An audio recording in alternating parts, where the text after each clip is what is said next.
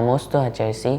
खुशहाल चंद जैन आपसे शंका कर रहे हैं, गुरुदेव भाग्य क्या है, पुरुषार्थ क्या है? अगर भाग्य में कोई वस्तु नहीं है तो पुरुषार्थ करने से हमें कोई लाभ होगा या नहीं? कृपया शंका का समाधान करें। नमोस्तु आचार्य श्री। भाग्य और पुरुषार्थ। भाग्य पूर्वकृत श्रेष्ठ कर्म जो हमने किए हैं उसका उदय आना, और उदय काल में हम जो प्रसन्न होते हैं साधनों के माध्यम से, वो हमारा भाग्य कहलाता है। जैसे कि अच्छा शरीर मिलना, आरोग्यता की प्राप्ति होना, सुख साधन इकट्ठे मिल जाना, ये सब क्या है? भाग्य है। और ये नियम से जो हमने श्रेष्ठ कार्य किए हैं या मंद कसाई के परिणाम में जो हमारे जो विशुद्धि परिणाम हैं, उससे कर्म का जो बंध हुआ वो हमारा भाग्य बनता है। पुरुषार्थ के माध्यम से यदि हमारा भाग्य अच्छा नहीं है तो हम पुरुषार्थ के माध्यम से अपना भाग्य भी बना सकते हैं। देखिए, पुरुषार्थ का बहुत महत्व है। हम अधिकांश समय पुरुषार्थ ही करते हैं, और अधिकांश समय क्या, हर समय ही पुरुषार्थ चलता हमारा, चाहे वो संक्लेश रूप हो चाहे विशुद्धि रूप हो। ऐसा कोई पल नहीं है जिस समय हम पुरुषार्थ नहीं करते। और पुरुषार्थ के बल से अपना जो बिगड़ा भाग्य है उसको अच्छा भाग्य भी बनाया जा सकता है। अच्छा पुरुषार्थ कर लेते हैं तो हमारा जो अशाता जो कर्म हैं, उस अशाता कर्म का हम क्षय भी कर सकते हैं, उसको हम संक्रमण भी कर सकते हैं, उसका हम उपशम भी कर सकते हैं। ये हमारे पुरुषार्थ पर। कैसा पुरुषार्थ? पुरुषार्थ मतलब कोई मेहनत की बात नहीं कह रहे हैं। पुरुषार्थ मतलब विशुद्धि। आप अपनी विशुद्धि के बल से जितने भी आपके कर्म तीव्र उदय आ रहे हों, बुरे बुरे कर्म उदय में आ रहे हों, लेकिन यदि आपका साम भाव है, क्षमता भाव है, और आप उसके प्रति राग द्वेष नहीं है, मध्यस्थ भाव हैं, तो ये आपका पुरुषार्थ है। इस पुरुषार्थ के बल से आपने क्या किया? आगामी कर्म नहीं बांधा, बुरे कर्म नहीं बांधे, और वर्तमान में जो आपका अच्छा भाग्य उदय में नहीं आ रहा, उसके लिए आप अच्छा भाग्य भी उदय में ला सकते हैं। ये पूजा पाठ क्यों है, प्रार्थना क्यों है, मंदिर क्यों है? ये इसलिए तो है हम अपना रास्ता साफ करें, मतलब मोक्ष मार्ग प्रशस्त करें, इसलिए तो आ रहे हैं। ये मोक्ष मार्ग प्रशस्त कब होगा? जब हमारा अच्छा भाग्य उदय में आएगा। तो अच्छे भाग्य उदय में लाने के लिए हम पूजा पाठ, आराधना, स्वाध्याय, जप, तप, ये सब करते हैं।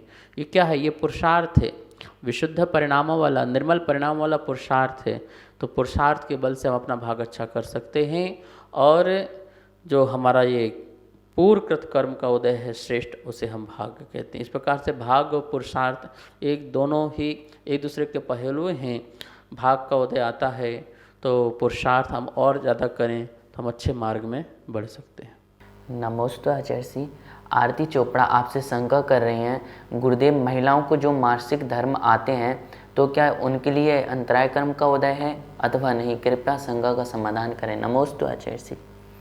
यदि हमारे दर्शन करने में किसी प्रकार की विघ्न बाधा आ रही है, या कुछ स्वाध्याय करने में या दान पुण्य करने में यदि बाधा आती है, किसी भी प्रकार से बाधा आती है, जैसे आप बीमार हो जाते हैं, ये भी एक बाधा है।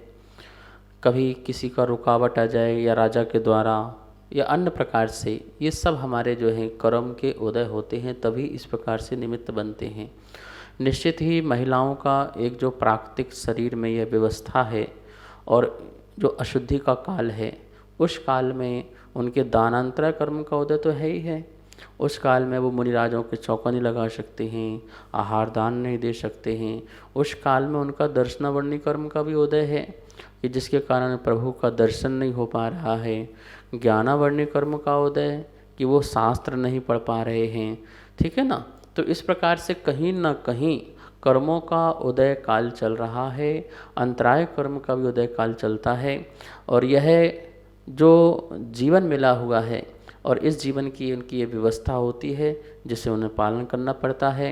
क्योंकि कोई भी अशुद्धि काल में मंदिर में प्रवेश नहीं करते हैं, और ना ही कोई पुण्य धर्म की क्रियात्मक रूप से कार्य नहीं कर सकते हैं। मानसिक रूप से तो कार्य कर सकते हैं, मन में भाव रख सकते हैं। क्या भाव रख सकते हैं? जहाँ जहाँ मुनिराजों के आहार चल रहे हों, निर्विघ्न आहार हो, मन से जो है भगवान का दर्शन करना या स्वाध्याय आदि करना, ध्यान करना, जप करना, मानसिक जप करना, ये कर सकते हैं। और दूर से दर्शन भी होते हैं, जैसे मानस स्तंभ के दूर से दर्शन होते हैं, शिखर के दर्शन होते हैं, ऐसे कार्य भी कर सकते हैं। लेकिन उतना कर्म का उदय तो है ही है कि हम मंदिर में प्रवेश नहीं कर पा रहे हैं, प्रभु के निकट नहीं पहुंच पा रहे हैं, गुरु के पास नहीं पहुंच पा रहे हैं, और भी अंतराय होते हैं। भोगो भोग के भी अंतराय उदय में उनके उस काल में आ जाते हैं। जैसे कि जब स्त्री इस धर्म को में आती है, मासिक धर्म आदि में, तो उसे क्या क्या भोजन नहीं करना। शास्त्र में तो कहा गया है कि 3 दिन उपवास करना चाहिए, या संघ में कोई जो होते हैं माता जी लोग, वो 3 दिन उपवास न कर सकें तो 3 दिन नीरस कर लेते हैं, 3 दिन या 4 दिन नीरस आहार करते हैं। तो देखिए भोगो भोग में भी क्या हुई, उनको उसमें भी अंतराय कर्म का उदय आया कि वो जो भोग हैं, मतलब कि उस समय कहा जाता है कि वस्त्र जो हैं वो अच्छे नहीं पहनना है, मतलब अच्छे का मतलब श्रृंगार युक्त नहीं पहनना, श्रृंगार नहीं करना है। तो ये भोगो भोग की जितनी भी सामग्रियां हैं वो भी उस समय वर्जित होती हैं। उस समय कहा जाता है कि जो है शरीर संबंध आदि भी नहीं बनाना है, ये भी उसमें अंतराय कर्म के उदय में आता है। तो इस प्रकार से बहुत सारी चीज़ें होती हैं उनके अंतराय कर्म के उदय में, वो निश्चित ही अंतराय कर्म का उदय होता है। इसलिए वह इंद्रिय सुख आदि जो हैं उनको प्राप्ति उस समय में नहीं हो पाती है। सभी को सादर जय जिनेंद्र। आप नित्य आगम धारा शंका समाधान पूज्य गुरुदेव के मुखारबिंद से सुन रहे हैं और अपनी शंकाओं का आगम के अनुसार समाधान पा रहे हैं।